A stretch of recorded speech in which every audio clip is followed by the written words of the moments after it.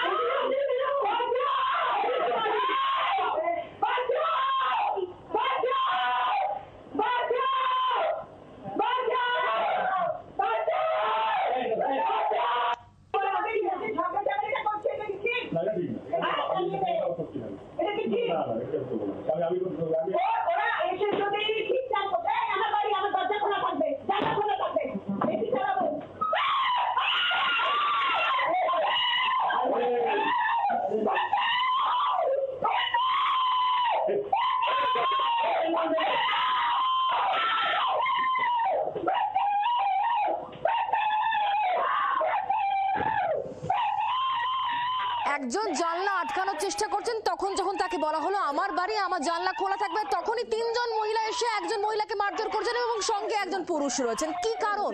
সম্পত্তি নিয়ে বিবাদ, নাকি এর পেছনে আরো একজন রয়েছেন, আরো কোনো কারণ রয়েছে? আমরা সবটাই জানবো, কথা বলবো। মনোজ মন্ডল আমাদের সঙ্গে রয়েছেন, প্রতিনিধি টেলিফোন লাইনে। মনোজ, কি হয়েছিল ঠিক? শুধুমাত্র সম্পত্তি বিবাদের জেরেই কিন্তু এক মহিলাকে বেধড়ক মারধর করা হচ্ছে, এমন একটা ভিডিও কিন্তু ইতিমধ্যে হয়েছে। তবে জানা গেছে যে এই ঘটনাটি ঘটেছে বারাসাত নবপল্লী পার্কের মাঠ এলাকাতে।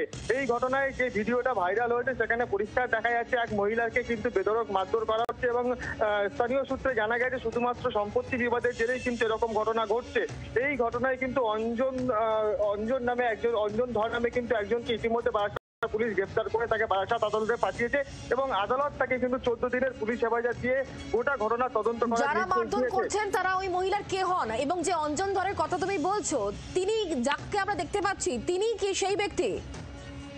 একেবারেই তাই। এই ভিডিওতে যে দেখা যাচ্ছে সেটি কিন্তু অঞ্জন ধর এবং তাকেই কিন্তু পুলিশ গ্রেফতার করেছে এবং পুলিশ সূত্রে যেটা জানা যাচ্ছে যে বাকি যে মহিলারা তাকে মারধর করছে, অর্থাৎ বাকি যে পরিবারের সদস্যরা তাকে মারধর করছে, তারা কিন্তু ইতিমধ্যে পলাতক। পুলিশ কিন্তু তাদের খোঁজে কিন্তু ইতিমধ্যে তল্লাশি শুরু করেছে এবং পুলিশ সূত্রে যেটা জানা যাচ্ছে যে এই যে মারধরের ঘটনা ইতিমধ্যে ভাইরাল হয়েছে, এই ভিডিওটা ভাইরাল হয়েছে, সেটা কিন্তু শুধুমাত্র সম্পত্তি বিবাদের জেরেই কিন্তু এই ঘটনা।